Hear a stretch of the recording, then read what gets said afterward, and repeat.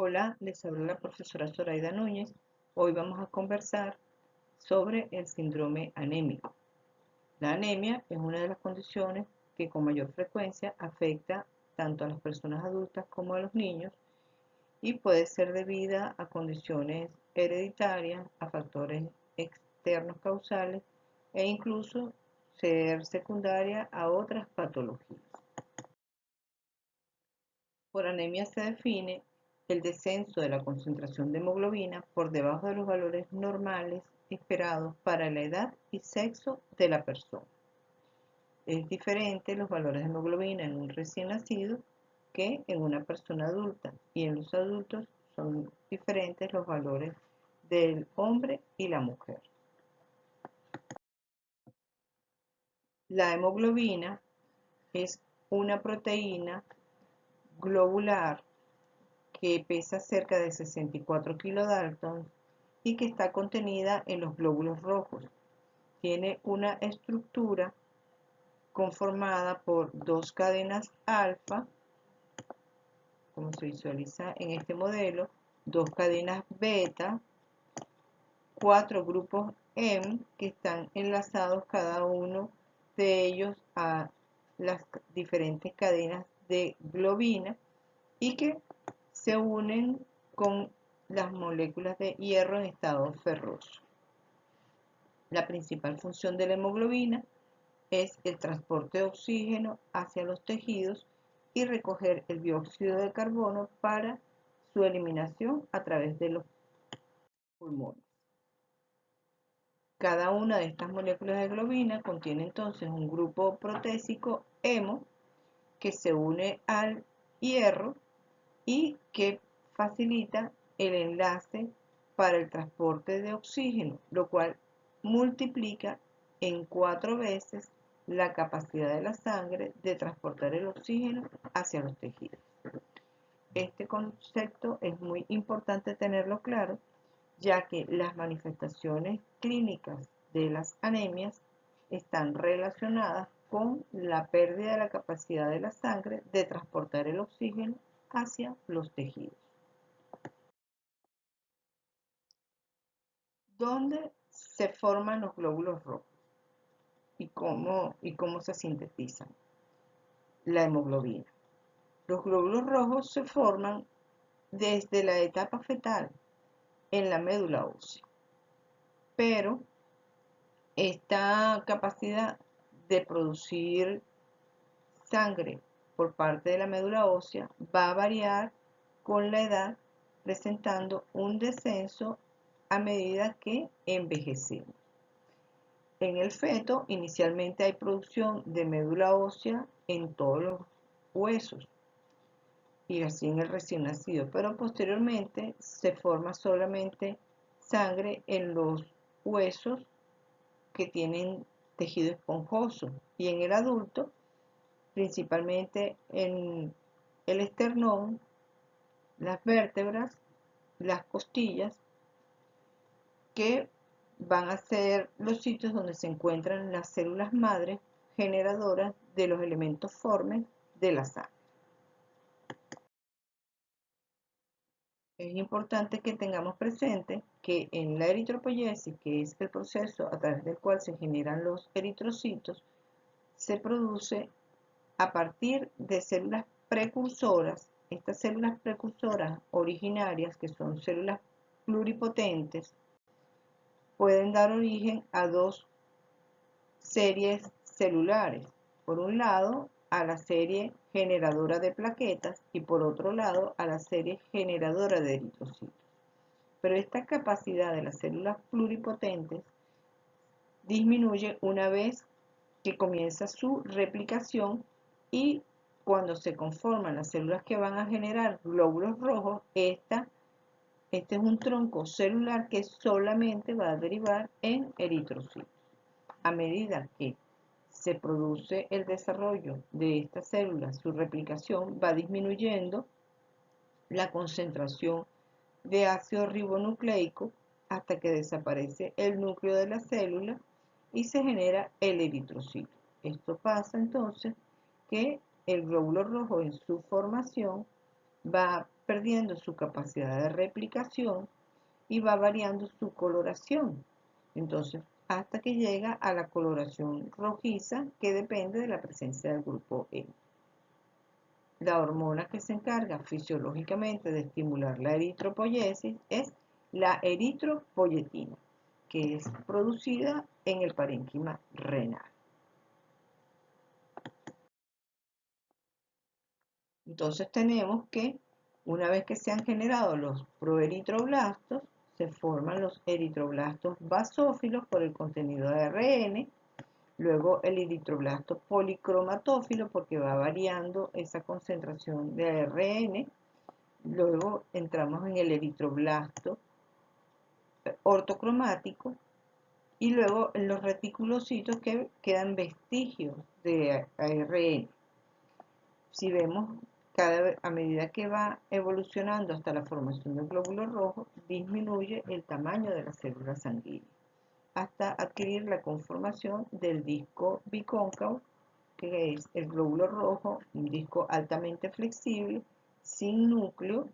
Esta célula no tiene núcleo y no tiene capacidad de replicación, y que vive en la sangre cerca de 120 días. Esto significa que una vez que se forman los glóbulos rojos y pasan por este periodo evolutivo, que se consume todo su contenido proteico y cumple con sus funciones de transporte de oxígeno en la sangre, ellos van a ser destruidos de manera fisiológica, produciéndose lo que se llama hemocateresis o hemólisis fisiológica. Esta hemólisis fisiológica, que lleva a la destrucción de los glóbulos rojos, incluye la recuperación de los componentes proteicos del hierro, del grupo N y de la globina para ser nuevamente utilizados en el organismo. ¿Dónde ocurre esta destrucción del glóbulo rojo? Principalmente en el sistema monocito-macrófago a nivel del vaso y del hígado. Y muy poca cantidad de los glóbulos rojos son destruidos en el espacio intravascular, liberando hemoglobina y componentes de la globina, de las cadenas de globina en la sangre. Estos componentes de metahemoglobina son metabolizados a nivel hepático y en el tracto gastrointestinal y pueden ser excretados como urobilinógeno en las heces. Pero normalmente no hay eliminación de urobilinógeno a través de la orina. Recordamos que el urobilinógeno es hidrosoluble y cuando se produce en concentraciones aumentadas, porque ocurre un aumento de los procesos de hemólisis, entonces es excretado a nivel renal. Entonces vemos que hay una multiplicidad de causas que nos pueden generar anemia, pero para nosotros investigar la causa tenemos que tener la sospecha clínica. Por eso es que es fundamental el reconocimiento de los signos y síntomas de anemia y plantearse la posibilidad diagnóstica de la misma, para luego realizar los estudios paraclínicos. Esto se hace a través de los estudios hematológicos, el hemograma. El hemograma, nosotros tenemos que hay los llamados índices eritrocitarios automatizados y el frotis de sangre periférica. Cada vez vemos que se le da más importancia a los índices automatizados. Sin embargo, el frotis de sangre periférica bien realizado nos permite el reconocimiento de multiplicidad de causas de las anemias con relativa sencillez dependiendo del observador.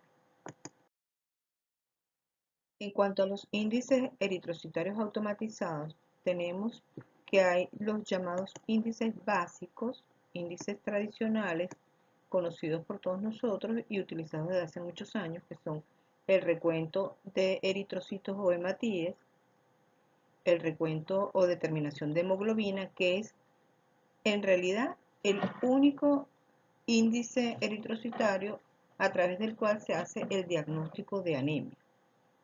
Luego tenemos el hematocrito, el recuento de los reticulocitos, que en cuanto al recuento de reticulocitos cada vez se le da más valor y es muy importante para nosotros porque nos permite utilizarlo de base, como ya lo vimos anteriormente, para clasificar las anemias en los dos grandes grupos, regenerativas y arregenerativas. Luego tenemos el volumen corpuscular medio, la hemoglobina corpuscular media y la concentración de hemoglobina corpuscular media, a través de los cuales nosotros clasificamos las anemias en base a los cambios morfológicos del eritrocito y en base a los cambios de volumen. El volumen corpuscular medio nos los divide en anemias macrocíticas, microcíticas y normocíticas, que conservan el volumen corpuscular normal. Y en cuanto a la concentración de hemoglobina corpuscular media, vemos si están hipocrómicas o si están normocrómicas, que son condiciones particulares de anemia. Y tenemos los nuevos índices eritrocitarios que incluyen el RDW, que no es más que la determinación de la amplitud de distribución de los eritrocitos, que también se le dice ADE, por esta razón. Es un índice de valoración de la presencia de anisocitosis. ¿Qué quiere decir anisocitosis? La presencia de eritrocitos con diferentes tamaños y morfologías. Aquí están, para que ustedes lo repasen y lo revisen, los valores normales de los índices eritrocitarios. Vamos a resaltar aquí los valores de la hemoglobina para las mujeres, en promedio 13,8 gramos por decilitro, con un mínimo de 12,3 a 15,3 máximo, y en los hombres un promedio de 15,7 gramos por decilitro, con un mínimo de 14 hasta 17,5 gramos de hemoglobina. Ya sabemos que este es el único parámetro a través del cual se hace el diagnóstico elemental de anemia. En cuanto al frotis de sangre periférica, este nos permite visualizar la morfología normal del eritrocito como disco bicóncavo, lo vemos aquí en esta imagen, pero también nos permite visualizar cambios en la forma y variaciones en esa forma, en el caso de la anisocitosis, que hay cambios en la morfología del eritrocito con la presencia de diferentes formas de eritrocitos en un mismo frotis de sangre periférica. Esto se puede visualizar en el caso de las anemias. También en las anemias hemolíticas se visualizan los llamados esquistocitos, que no son más que fragmentos de eritrocitos que se pueden observar en el frotis de sangre periférica producto de la destrucción de los glóbulos rojos en el espacio intravascular, en las anemias microangiopáticas, en los procesos trombóticos. Tenemos también la presencia de hipocromía, como lo ven en esta imagen, que muchas veces está asociada también con microcitosis, bien frecuente en las anemias ferropénicas. Cuando esto se visualiza en un frotis de sangre periférico, nosotros podríamos plantearnos que pudiese tratarse de una anemia ferropénica, si bien hay otras causas de microcitosis e hipocromía, pero muchas de ellas se encuentran asociadas también no solamente con disminución del tamaño del glóbulo rojo, sino también con cambios en la forma de los glóbulos rojos, como ocurre en las talasemias. Tenemos la macrocitosis, que se observa el aumento del volumen del eritrocito en las anemias megaloblásticas por deficiencias principalmente de vitaminas, de ácido fólico y de vitamina B12. Y tenemos cambios en la morfología en los eritrocitos en condiciones hereditarias. Aquí está la imagen de un drepanocito, esta imagen en camburcito o en os, que es característica de las anemias drepanocíticas, son las células falciformes que se llaman, y los esferocitos, que también es otra patología hereditaria de la que vamos a hablar posteriormente, donde el eritrocito, por cambios en la membrana, adquiere una conformación completamente redondeada, esférica, como si fuese una meta. Estas observaciones en el frotis de sangre periférica nos permite orientarnos en cuanto a las posibles causas de anemia y sus variaciones en la morfología. Entonces, así como de variadas son las morfologías que puede adquirir el eritrocito en las distintas formas de presentación de anemia, distintas causas, la población en riesgo de presentar anemia es toda la población, puesto que varía en cuanto a la edad, en cuanto al sexo y las condiciones fisiológicas, bien sea que estén en crecimiento los niños y los adolescentes, que tienen unas demandas de aportes nutricionales aumentadas. En las mujeres embarazadas igualmente ocurre estas demandas aumentadas de su aporte nutricional. En los adultos, bien sea los ancianos, las personas con patologías previas, con cáncer, las mujeres con pérdidas menstruales aumentadas. Entonces, hay múltiples factores que pueden condicionar el riesgo en la población para presentar este síndrome que es frecuente en nuestra población.